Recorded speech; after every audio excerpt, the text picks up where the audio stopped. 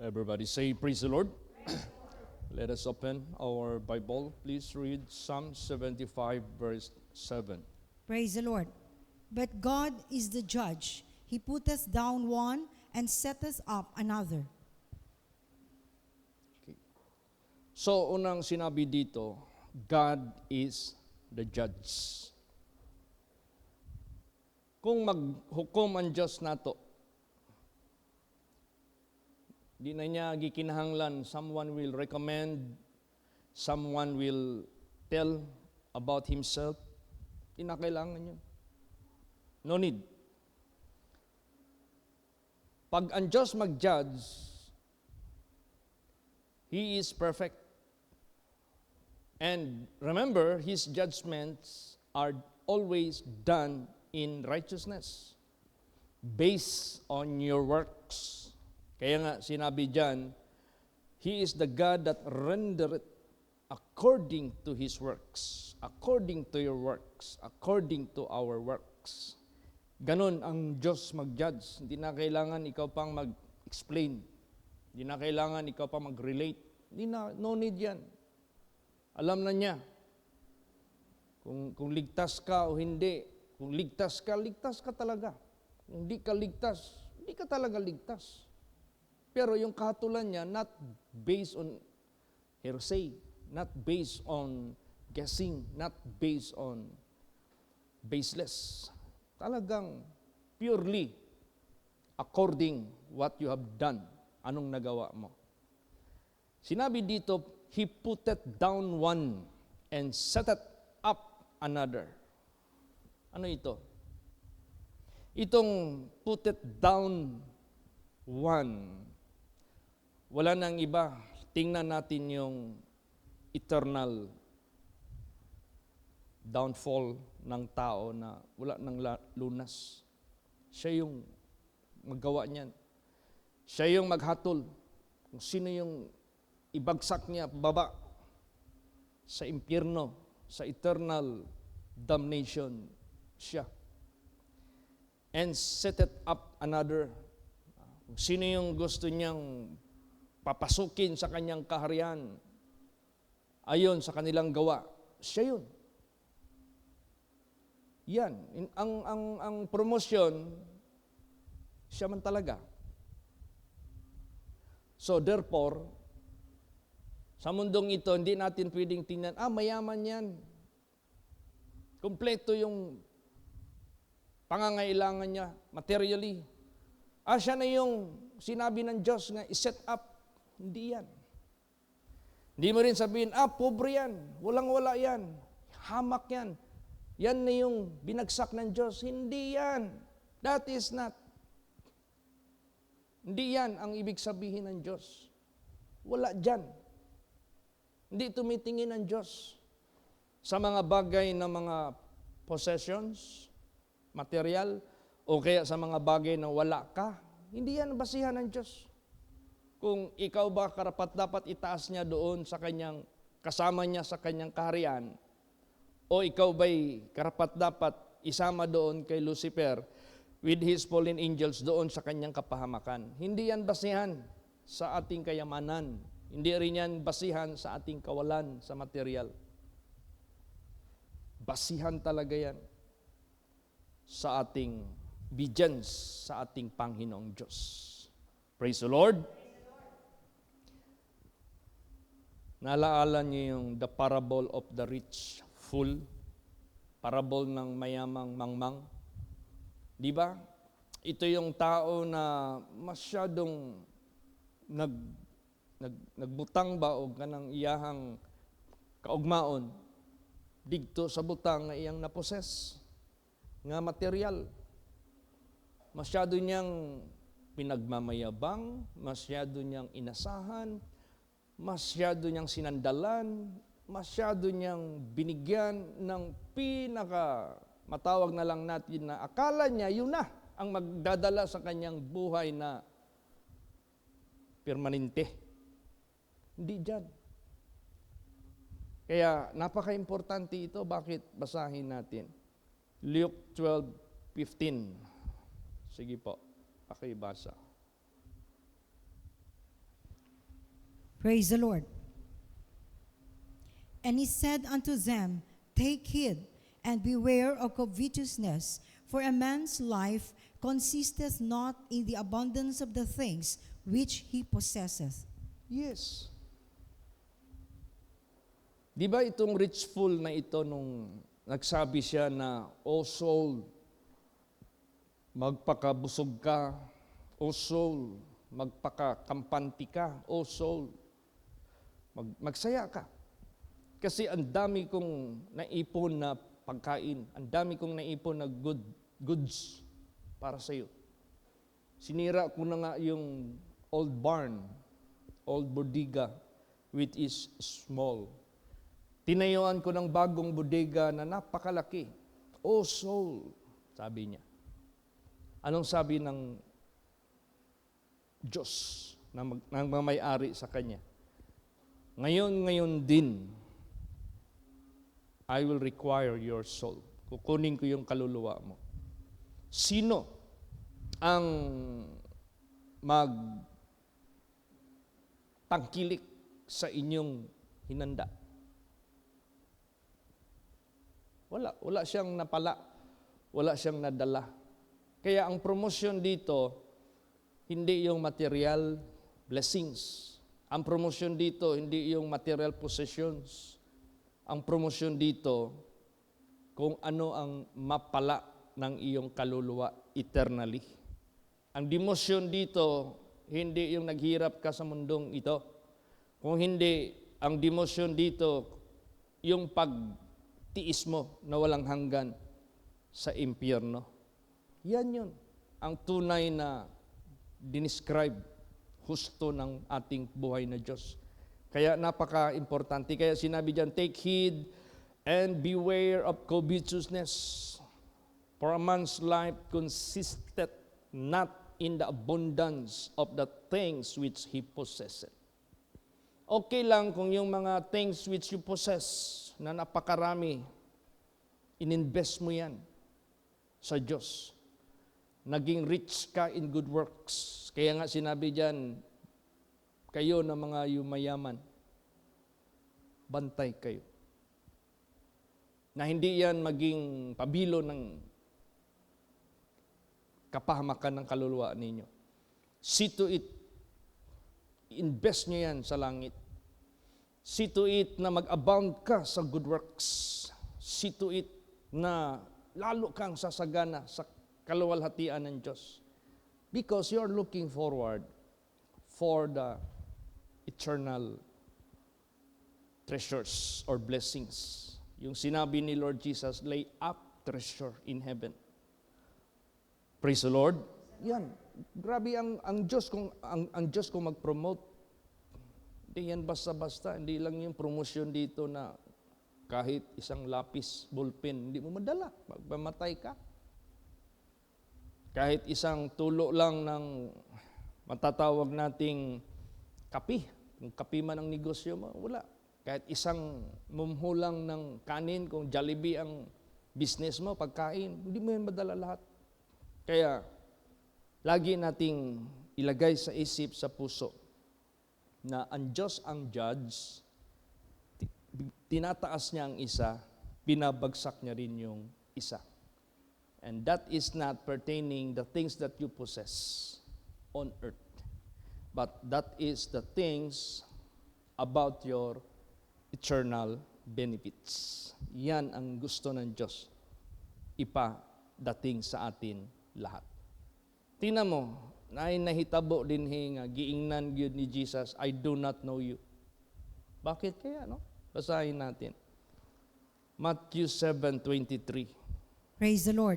And then will I profess unto them, I never knew you. Depart from me, ye that work iniquity. See, pag sinabing I never knew you, there was none of his statements are being remembered by God. I never knew you. Pag sinabing never, there was no record. Pag sinabing never, there was no starting, nor in the middle, nor the end of his good works. Wala talaga, zero. Para kang nagkuha ba sa PSA o negative record sa imong birth, kay wa day ka marehistro. Pag agto nimo digto, kay gusto ka magpa-late register sa imong birth, na found out nimo, pagkuha nimo sa PSA, nakabutang digto negative. There was no record, nor present record. Wala. Ito, wala talaga. Magtanong ka. Kasi ito yung tao na sinabi ba ni Lord Jesus na marami na magsasabi sa akin. Marami ha. Hindi lang few, marami talaga. Marami magsasabi sa akin. Sa araw na yan, kami man yung nag-prophesy sa pangalan mo. Acting as prophet pa. Pag you are prophesying the word of God, you are telling yourself as a prophet. And in thy name have we cast out devils. Pag magsabi ka na nagka-cast out ako ng mga devils, so you are a servant of God. And in thy name, done many wonderful works. Sa pangalan mo. Hindi sa pangalan ng simbahan, hindi sa pangalan ng tao na yan. Sa pangalan mismo ni Jesus. Marami akong nagawa ng mga kababalaghan, ng mga miracles. Pero, all of a sudden, ang sagot ni Jesus Christ, then will I profess unto them, I never knew you. There was no record. There was no remembrance, even a single act of what you are telling me. Wala. Never. Pag sinabing never, wala talaga. Now, bakit ganyan? Bakit ganyan? Di ba sinabi na sa banal na salita ng Diyos, ang kahatulan ng Diyos nasa bandang huli. Kung ano yung tinapos mo, doon ka na mahatulan. Yung sinabi sa Ecclesiastes 11:3,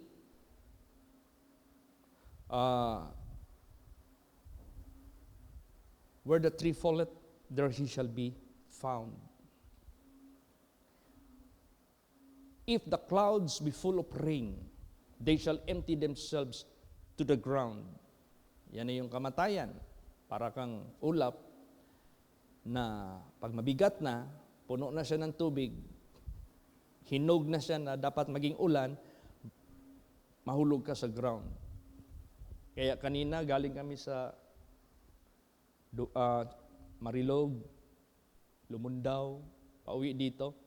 Nakita ko yung lugar na ito, madilim. Sabi ko kay Brad Dan, grabing ulan doon sa sa unahan . Nag-text na yung asawa ko, Dad, lakas ulan dito, Dad. Grabe talaga, Dad. Ang laki ng mga tubig na dumadaan dito.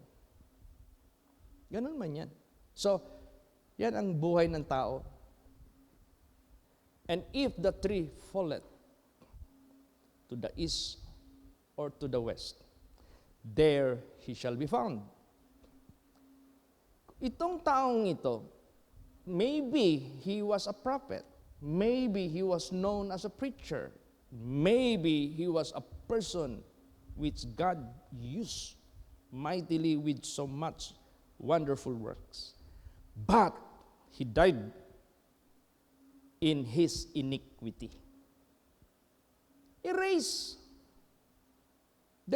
Wala nang ma-remember. Erase lahat yan. Walang record. Kung saan mo tinapos ang buhay mo, diyan ka na mahatulan. Di ba sinabi doon sa Ezekiel chapter 33, na sinabi doon na kung ang masama, nagsisi, sinauli niya ang ninakaw niya, kung pagnanakaw man, at hindi na niya ginawa, at hanggang namatay siya, hindi na siya bumalik sa kasalanan, lahat ng kasamaan niya, hindi na niya malaala. Kung ano yung kinamatayan niya sa katuwiran, ligtas siya. Ganon din ang mga matuwid. Kahit ano pang haba ng paglilingkod niya sa Diyos. Subalit, bumalik siya sa kasalanan niya at doon na siya namatay. Hindi na maalala yung mga nakalipas niyang mabuting gawa. Erase. Ito talaga exactly. So this is a warning to all of us. Praise the Lord. Warning sa atin lahat ito. I profess unto them, I never knew you. Depart from me, ye that work iniquity. Ang record doon na nakalista, this person is worker of iniquity. Dahil doon siya namatay. Yun yung huling bahagi ng buhay niya. Kaya the end of a thing is better than the beginning. Ingatan talaga natin. Hindi man natin alam when will be the end will come. It might be now, it might be by and by, it might be tomorrow. So, bantayan natin yung ating obedience sa ating Panginoon Diyos na hindi talaga yan ma-alter para hindi ma-erase lahat. At ang mareremember ng Diyos, well done, thou good and faithful servant. Enter thou into the joy of thy Lord. Hindi ma-erase. Save ka kasi tinapos mo yung buhay mo in faithfulness. So ang Diyos, siya yung magja-judge.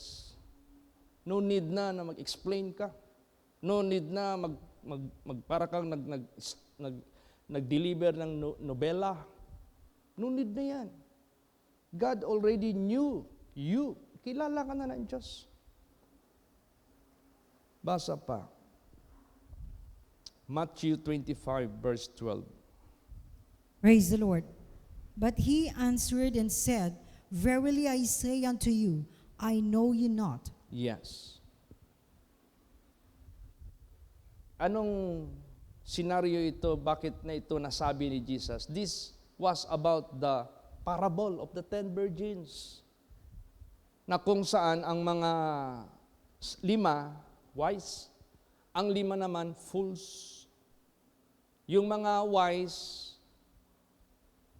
took oil in their lamps. Samantalang itong fools having lamp but took no oil.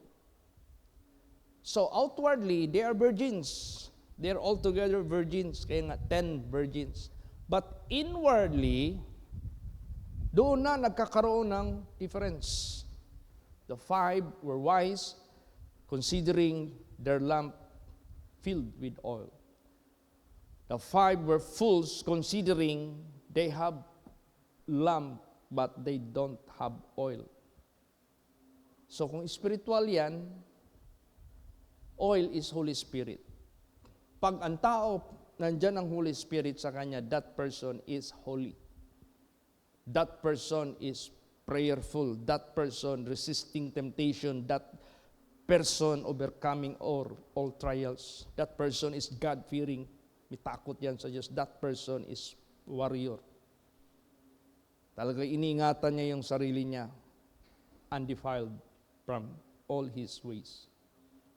Iniingatan niya yung sarili niya that the wicked one cannot touch him. Yan man yung ng anak ng Diyos. Whosoever is born of God sinneth not, but keepeth himself that the wicked one touch him not. So, nandyan yung pag-iingat. Nandyan yung Holy Spirit. Pero yung 5, pabaya. They don't care. The Holy Spirit will not retain or will not remain sa buhay nila. So mga hugawan, mga waykadlok sa Diyos, mga bugal-bugalan, mga taspukan, walang takot sa Diyos, walang kabanalan. Siguro maganda lang sa paningin ng mga tao, siguro magaling lang magsalita talaga, yun lang, doon lang sila. But in reality, yung buhay nila, defiled. In reality, yung buhay nila, worker of iniquity. So walang Holy Spirit. Kaya ang Diyos, pag mag-judge ang Diyos, accurate. Di atin madaya ang Diyos. Kaya kailangan talaga, you cannot make to be a pretender na banal ka. Hindi natin magawa yan. If you want to live in holy life, you have to live holily. Mamuhay ka talagang banal. Para sa harapan ng Diyos, you are like a wise virgin. Praise the Lord. Yan. Kaya nga, yung foolish, yung 5 wise virgins, they were accepted, di ba? Nauna sila eh. And the door is still open. Pasok sila. Then after they went in, sarado. See? The kingdom of God is open to those who are faithful. The kingdom of God is open to those who endure unto the end, faithful. The kingdom of God is open to enter for those who possess the Spirit of God because they are holy.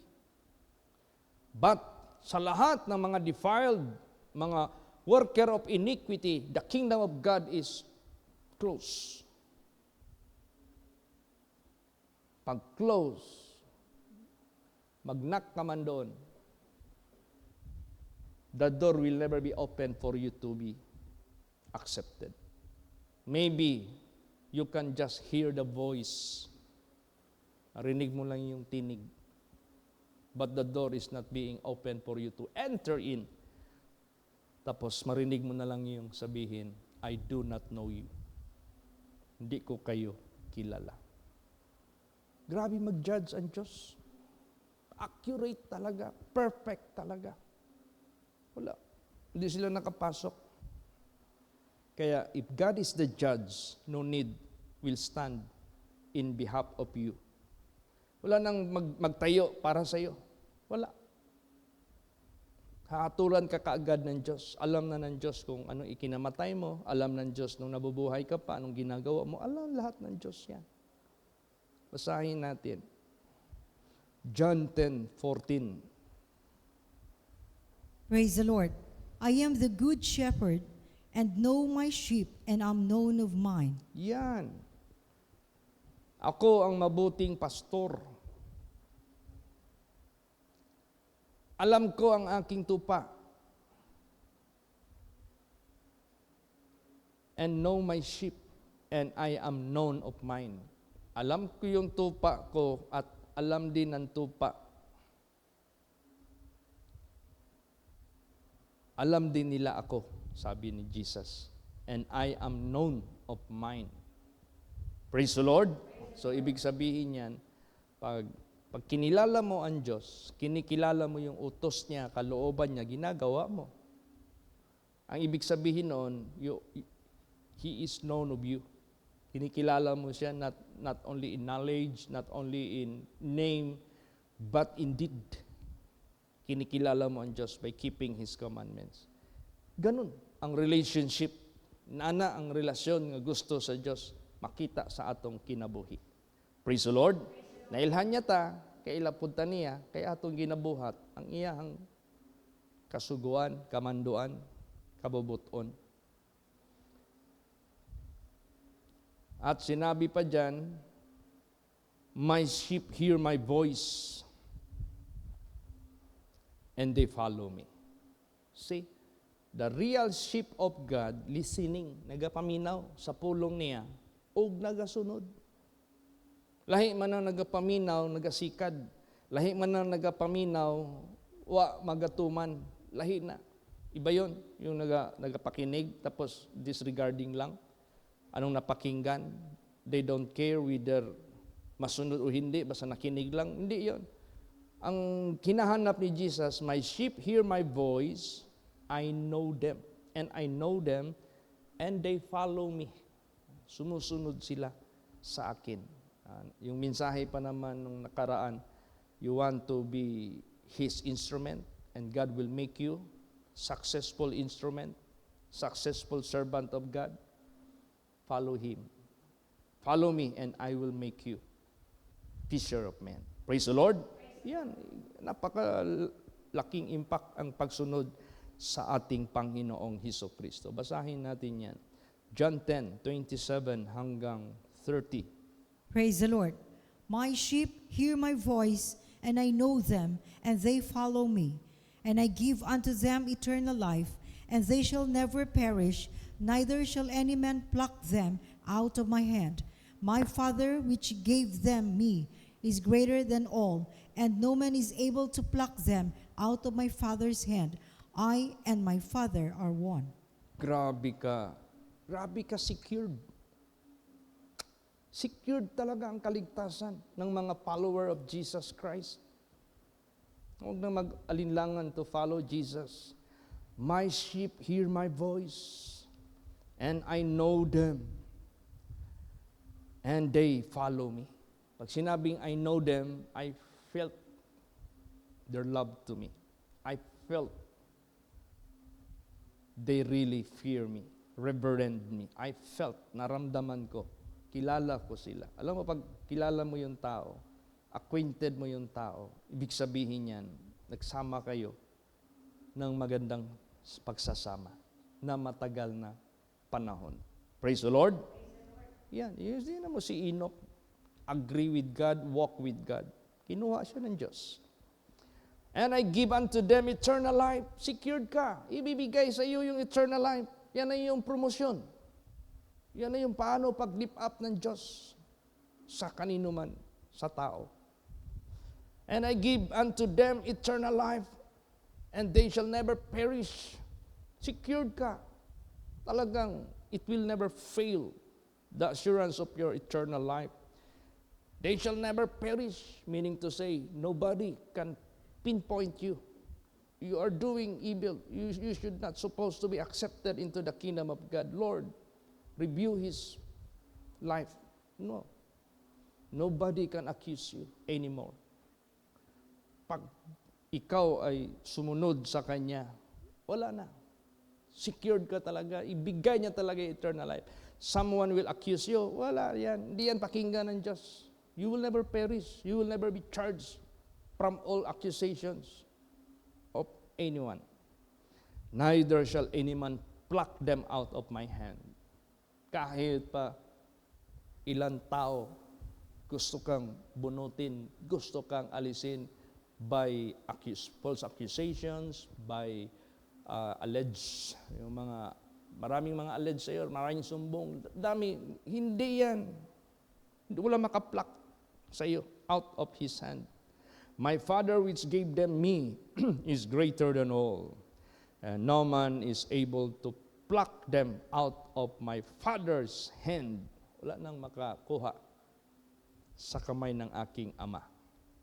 You want to be in His good hands? Gusto ka bang mapasa kamay ng Diyos? Hear the word of God and follow or obey. Praise the Lord. And I and my Father are one. Ano yung utos ni Jesus? Utos ng Ama. Ano yung utos ng Ama? Inuutos ni Jesus. Anong sinasabi ng Ama? Sinasabi ni Jesus. Isa lang yan. Kaya, to God be the glory. Ang Diyos, pag siya na yung mag-approve sa atin, praise the Lord. Kaya, napaka-importante. Saan tayo magbase na ma-approve ka sa Diyos? Let's say, applicant ka ng passport. Applicant ka ng ano yung mga applyan mo. O kaya trabaho. Tapos yung kumpanya nag-post na sila. Sabi ng company, we are hiring HR, human resource. These are the qualifications. She or he must have 2 years or more experience. Lahat-lahat na yan. Tapos lahat na nakalagay doon, nasa iyo. Apply ka. Tapos i-verify yung nandoon na sinubmit mo, hindi man sila maniwala kaagad. Kaya sabihin nila, ilagay mo yung, sino yung person na kilala mo. Tawagan man yun. Kilala mo itong taong ito, totoo bang sinasabi niya? Tapos yung transcript of record mo pa, kung authenticated ba yan, o kaya pinagawa mo lang sa recto, tawagan yung school. Hindi man yan basta-basta. So ganoon din sa buhay natin. Talagang sinusuri tayo ng Diyos. Praise the Lord. Talagang sinusuri tayo ng Diyos. Hindi yan basta-basta ang Diyos. Pero kung nakita ka na you are following Him, you are in His good hands. Approve ka ng Diyos. Basahin natin. 2 Timothy 2:19. Praise the Lord. Nevertheless, the foundation of God standeth sure, having this seal, the Lord knoweth them that are His, and let everyone that nameth the name of Christ depart from iniquity. Yes. Nevertheless, the foundation of God is standeth sure, having this zeal. The Lord knoweth them that are His.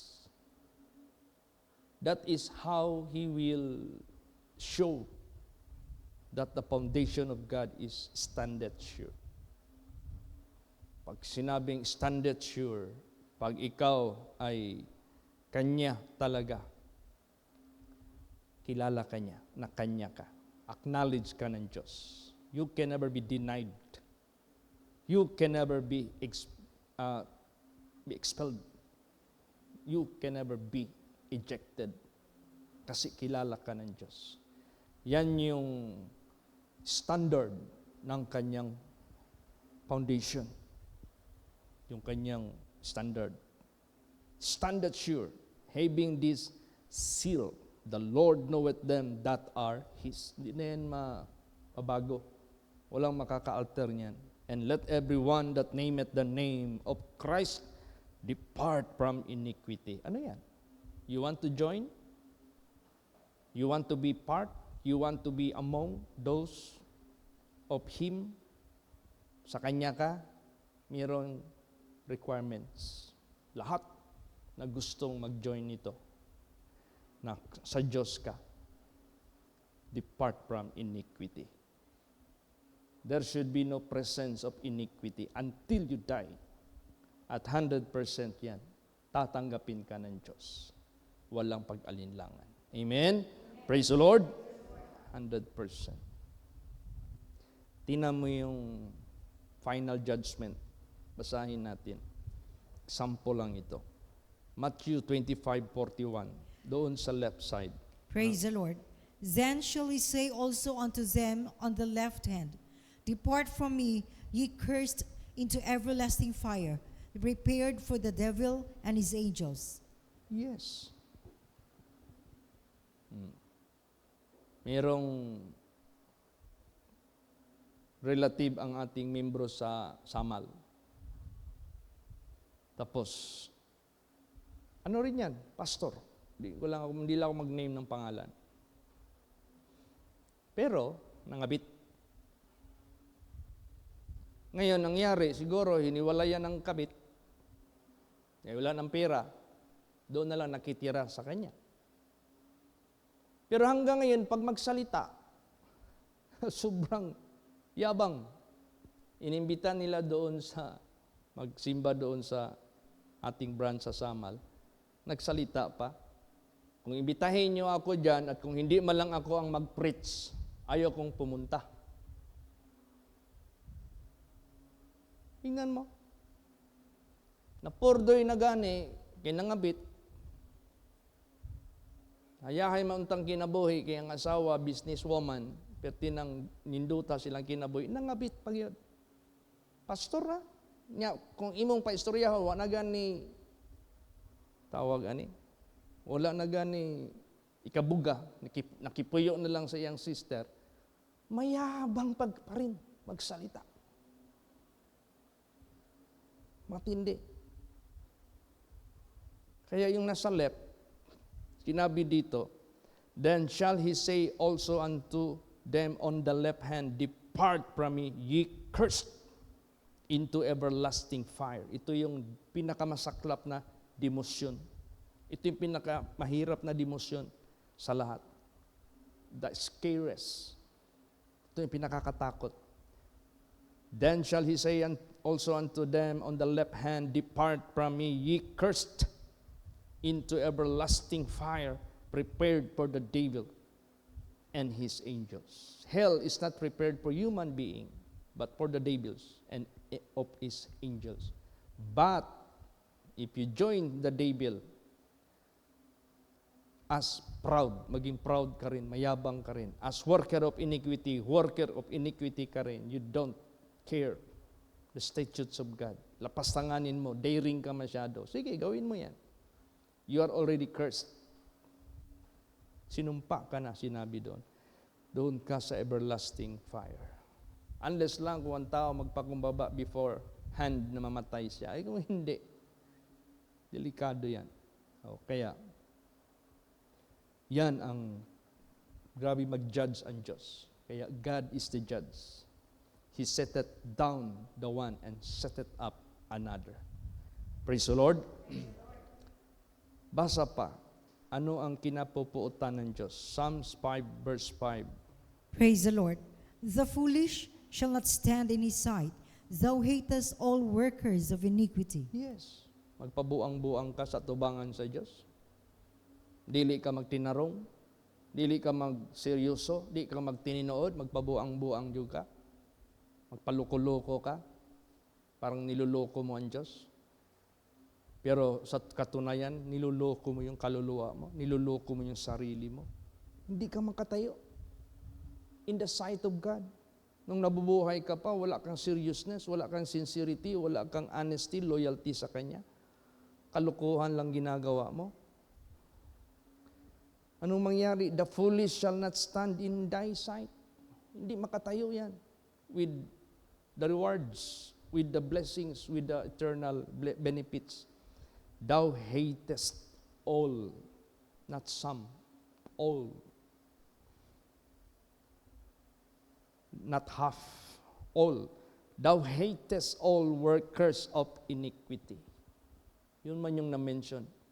Depart from me, you worker of iniquity. Because God hates any worker of iniquity. Talagang kinakapuutan ng Diyos. Kaya napaka-importante na judgment ng Diyos. Masaklap. Mabuti pag ikaw ay righteous. Masama if you are doing iniquity. Bura lahat ang nagawa mong mabuti. Pag diyan ka namatay. Ano pa? Psalm 6 verse 8. Anong dapat natin gawin para maiwasan natin yan? Sige. Praise the Lord. Depart from me, all ye workers of iniquity, for the Lord hath heard the voice of my weeping. Yes. Dinidinig ka na ng Diyos. Meaning to say, gumagawa ka na ng tama at mabuti, kaya dinidinig ka ng Diyos. Ibig sabihin yan, you are acceptable in the eyes of God, dahil dinidinig ka na ng Diyos. Pag meron kang masense na mga companions mo na magsisira lang, kaya nga sinabi diyan, evil communication, corrupt good manners. Huwag mo na silang, sabihin mo na sila, malis na kayo sa akin. Huwag na kayo makipag-contact sa akin. Kung ako malang hihilahin ninyo diyan sa inyo, mga masamang gawa. Okay na sa akin, huwag nyo na akong gawing kaibigan. Kasi, naka-align na yung buhay ko sa Panginoon, dinidinig na ako ng Panginoon. Kaysa makipag-communicate ka doon, nasisirain lang yung setup ng paglilingkod mo sa Diyos, madrag ka doon, at ikaw naman, hindi mo sila i-resist, wala. Kaya, we have the right to resist all workers of iniquity. Praise the Lord. Depart from me. Turn down lahat ng mga invitations nila na maging partakers ka sa paggawa ng iniquity. Depart from me, all, not some, not selective, not few, not many, but all. 100%. Depart from me, all ye workers of iniquity. Kung may masense kayo na amoy mabati ba nga na nagadool sa imo nga nagakonbinsi sa inyo, opposite way, nagakonbinsi sa inyo, nga walaon na ka sa, imbis gibutang na ka sa tama, kinadungog na imong mga pag-ampo, modool na sa imo, mag-offer na sa imo nga, ilihis, bantay ta. Praise the Lord. Mag-ingat. Paalisin nyo yan sa buhay ninyo, sa buhay natin. Depart from me, all ye workers of iniquity, for the Lord hath heard the voice of my weeping. Ganon. Mahirap pa naman ang daan papuntang kaharian. Basahin natin. Luke 13:25. Praise the Lord. Sige. When once the master of the house is risen up, and hath shut to the door, and ye begin to stand without, and to knock at the door, saying, Lord, Lord, open unto us. And he shall answer and say unto you, I know you not whence ye are. Yan. Walang recognition. Maraming mga churches, believers ngayon na they always tell the people that they are being recognized by God. Na naglilingkod sila sa Diyos. Sila na yung naglilingkod sa Diyos. Sila na yung tama. Sila na yung nasa tama talaga. Right way talaga. Pero pagdating ng panahon, they are not recognized by God. Sinabi dito, hindi ko kayo kilala. Sino kayo? Alam mo kung basahin mo ito, upper verses of Luke 13, ito na yung narrow road. Narrow is the way that leads you to life. Broad is the way that leads you to death. Ang gusto, easy-easy lang. Okay lang. Ang gusto, walang bawal na. Maraming pinagbabawalan Diyos, hindi naman tinuturo. Kasi kakaunti na lang yung membro magsimba. So, yun yung malapad na daan. Ayaw magturo ng holiness. Kasi sabihin ng sanglibutan, old passion. Ang liwanag doon, find the old path. The good way, where the good life is. Pero ang reply ng mga tao, we do not want. The same ngayon sa sanglibutang ito. Okay lang magpaampo ng sakit, okay lang magpaampo ng problema, pero pag ituro mo na yung daan na makitid, bye-bye Jesus. Meron akong simbahan, meron akong sariling fellowship. Ang tanong, ma-recognize ka ba? Kasi ang pinili mo nung nabuhay ka pa dito, hindi yung narrow road, broad way. Easy lang, okay. Yan yung tinatawag na okay fellowship. Okay Christian group, puro okay. Okay lang, ang bino okay lang yan, no problem. Mag-quote pa ng verse. Pantalon, okay lang yan sa mga bae, mag-quote pa ng verse, kaya hindi na tumitingin ang Diyos sa labas.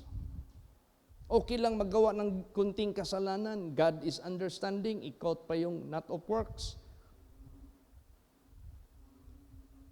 Pero kung tuusin mo yung narrow, ibig sabihin yan, mag-suffer yung physical mo. Magtiis, kasi marami kang hindi magawa. Marami kang hindi ma-fulfill. Yung denial ng sarili mo, magagawin mo talaga yan.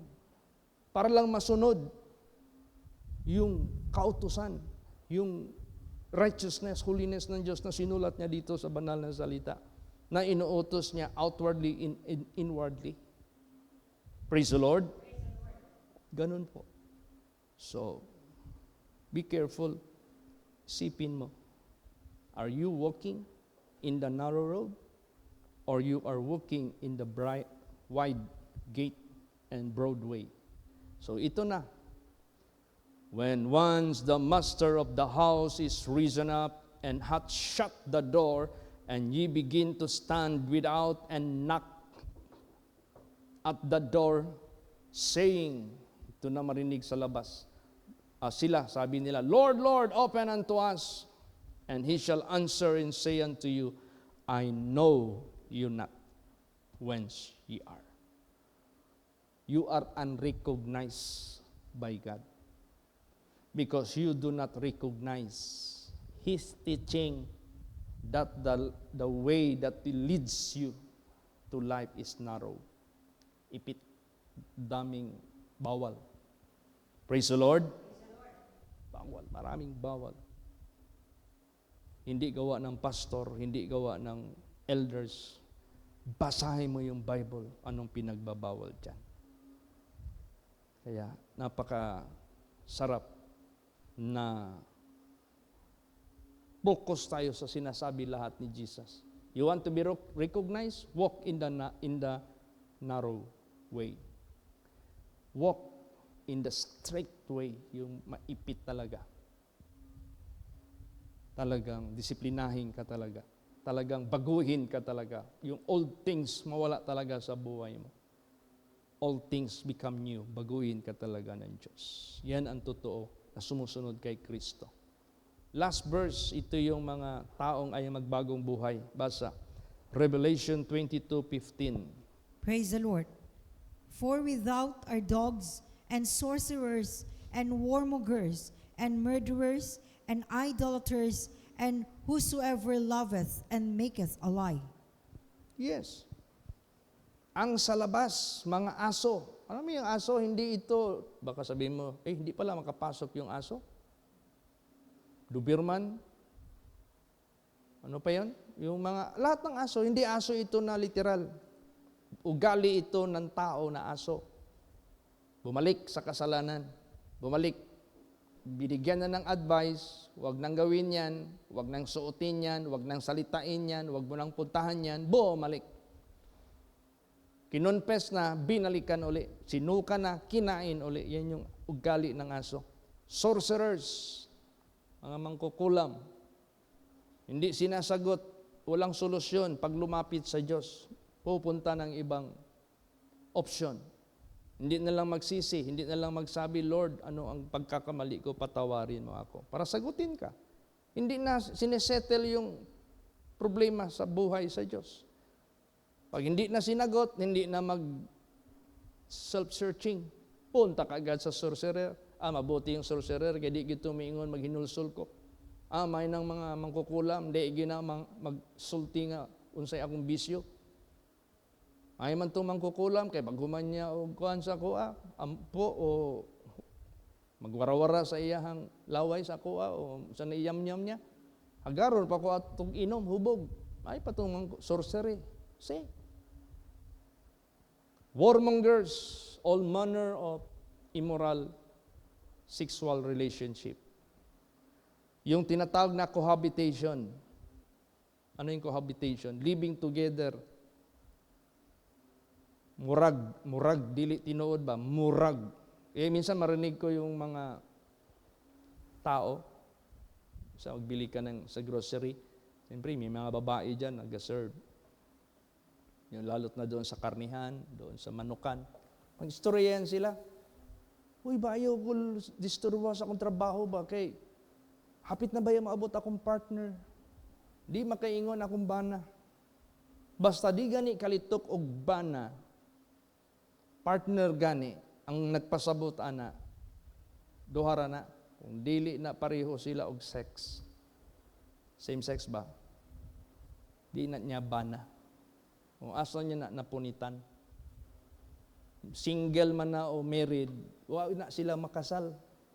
Mao na warmongers, way kasal-kasal, tipon-tipon. Bawal na sa tubangan sa Diyos. Ang gi-institute sa Diyos bago magkaroon ng intimate relationship ang lalaking babae, kaslon o saka, para ang imong bed is undefiled. Walay porn diha nga mahitabo, walay lust mahitabo, walay fornication, walay adultery mahitabo. Sa magmanti ayon, limpyo na sa tubangan sa Diyos.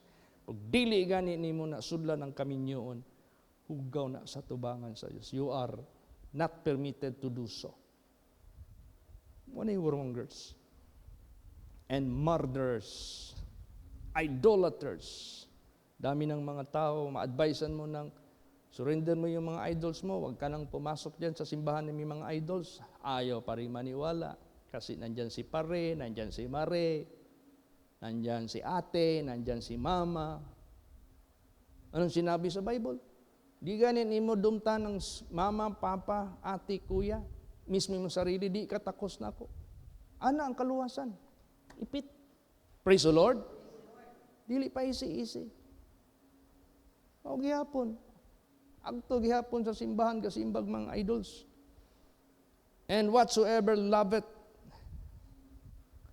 and maketh a lie, higugma sa kanunay nga buhat ug pamakak. Ang tao nganong gikinahanglan mamakak kay di siya gusto masakpan sa iyang dautan nga binuhatan.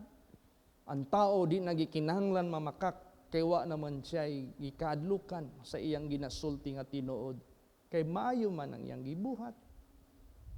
So therefore, do what is good and right in the eyes of God. Praise the Lord. Kaya, but God is the judge. He put it down one and set it up another. Itong verse na ito is very broad. Napakalawak nito. Yung down na ibabagsak niya, hindi yan kahirapan sa mundo. Yung set it up another, hindi yan kaharuhay dito sa mundo. Pag sinabing down, doon yan sa eternal death. Pag sinabing up, set it up, doon yan sa kaharian. Regardless ano man, meron tayong status sa mundo. Sinabi dyan, take heed and beware of covetousness, for a man's life consisteth not in the abundance of the things which he possesseth. Anong consistent not? Hindi dyan nababatay ang iyong blessedness sa kayamanan na iyong tinatangkilik. Kasi pag mamatay ka, there is none will stand beside you. Walang tatayo na mag-stand for you. Iwanan lahat yan. Kaya to God be the glory. Pasalamat tayo sa ating Panginoong Diyos. Lagi niya tayong nire-remind. Be obedient, sons and daughters of God. Praise the Lord. Magsit